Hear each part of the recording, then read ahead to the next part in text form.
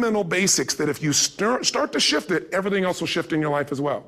Some people, by the way, have to have more than enough money to do what they want, when they want, where they want, with whomever they want, contribute the way they want. And if that's their must, they find a way. I know that sounds overly simplistic, but it's true.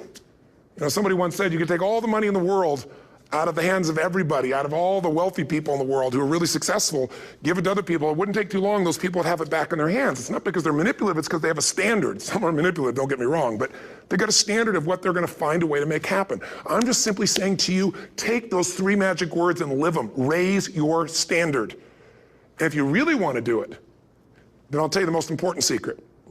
Have you ever done this? Have you ever told yourself you're raising your standard? Okay, I'm gonna go make this happen. I'm gonna go make this much money. I'm gonna transform my kids. I'm gonna create the ultimate relationship in my life. I'm gonna transform my body, whatever it is. And then you don't have strong enough reasons and you don't use it. You don't follow through. It's because you didn't back up your standards with what makes those standards real, and that's rituals. Rituals are where the power is. Whenever we do our Robbins results coaching, and we say Robbins equals results, the way we get results with people, it's the same way if you listen to my Ultimate Edge program, or back in the old days, Personal Power, or if you went to one of my seminars. You know what I do is I take these huge challenges you got and we break them down into little bite-sized steps. Little things you do each day that after you do them, you get so much momentum that it's easy to succeed. You're not overwhelmed. You have these victory day after day after day on little things. If you went through Ultimate Edge, I'm sure you learned about the hour of power, or the 15 minutes to be able to be fulfilled, or 30 minutes to thrive, where you literally just condition your body and emotion with a couple little rituals. So it doesn't matter what's going on in your world, you feel that strength, and it's not fake, it's not some pump up, it's coming from inside you, and it works.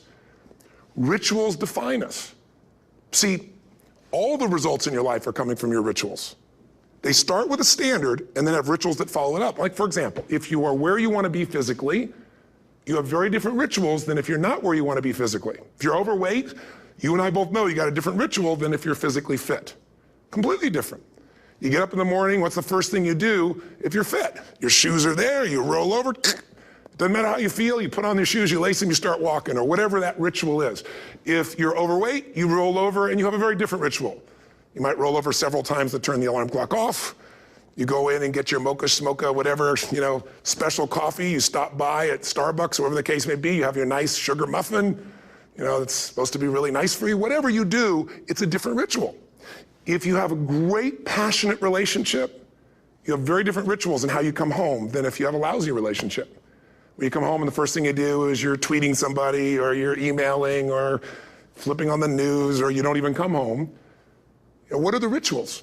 Whenever I study people that are successful, what I look for is what's the standard they hold themselves to, and then what are all those little rituals that add up? Because think about it, success and failure are not giant events. They don't just show up. You don't just suddenly become successful or suddenly have this cataclysmic event that makes you fail. It may look that way, but failure comes from all the little things. It's failure to make the call. It's failure to check the books. It's failure to say, I'm sorry. It's failure to push yourself to do things physically that you don't want to do. And all those little failures day after day come together until one day some cataclysmic event happens and you blame that. That event happened because you missed all the little stuff. Do you agree with me? And success, by the way, is not some overnight event. It's all these little things. Success is having a vision. Success is making it compelling. Success is really seeing it and feeling it every day with strong enough reasons. Success is feeling the sense that I'm here to grow and I'm here to give something to the world more than just myself. Success is caring about other people. Success is calling and saying, I love you in the middle of the day for no damn reason. Or sending a note. That'll change your relationship. Have a ritual of something funny, playful, or a surprise you do. How many relationships are dead today because they have no surprise rituals anymore? You need to have some rituals, some cool things you do that nobody else does that gives you a better life than anybody else has. All the little stuff, that's where success comes from. In business, it comes from delivering more than anybody could imagine. All those little things add up, people go, wow, that's who I want to do business with. It's true in any area of your life. So if you look at somebody who's really successful and you think, wow, I mean, they're so amazing, they're such a genius, you gotta dig underneath and you gotta remember something. People are rewarded in public for what they've practiced for years in private. myself and my business people say, how do you get up and speak? And you have no notes and you go for 3 days and nights and the room is like, everybody's wired and it's incredible. It's like a rock concert. How do you do that? How do you have that confidence? Well, you know, it's not confidence, it's experience now. But I did so much behind the scenes and I still do to make things right. I mean, how many people would know that since the time I was 17 years old, before I walk out on stage, still do to this day, wouldn't need to do it, but I still do it, I never walk out there without being in an absolute peak state of mind. You know, there are days my back is hurting, my throat was hurting, or I may have had a challenge, or my father passed away, and I've still got to deliver for these people because my standard is give my all every time. Every event has to be better. Talk to anybody who's been to our events for 5, 10 years, some of our trainers, and I'll say, I don't know how he does it. He always finds a way to make it better. That's not an ego thing. That's a standard in me. I have to find the way. And my ritual, though, is I prepare, I think, I gather new information, I figure out how to put something across better. What do people need? I spend time with our customers. I see what's going on. And before I get on stage each time, I have this little ritual to put myself in a state of mind. And I did it starting like 17 years old. I started doing it. I'd say, I now command my subconscious mind. And I say this out loud several times, this little phrase, set of phrases, as an incantation to kind of condition my mind and body. And I'd say, I now command my subconscious mind to direct me in helping as many people as possible today by giving me the strength and the emotion and the humor and the brevity, whatever it takes to show this person and help this person change their life now.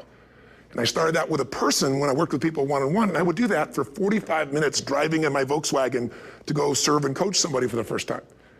Now I don't say that person, I say these people, and I can go out in a room of 10,000 people and deliver for 50 hours, and I do it every time I come back on stage. It's a ritual to go into peak state. Peak states don't just show up, they don't interrupt you.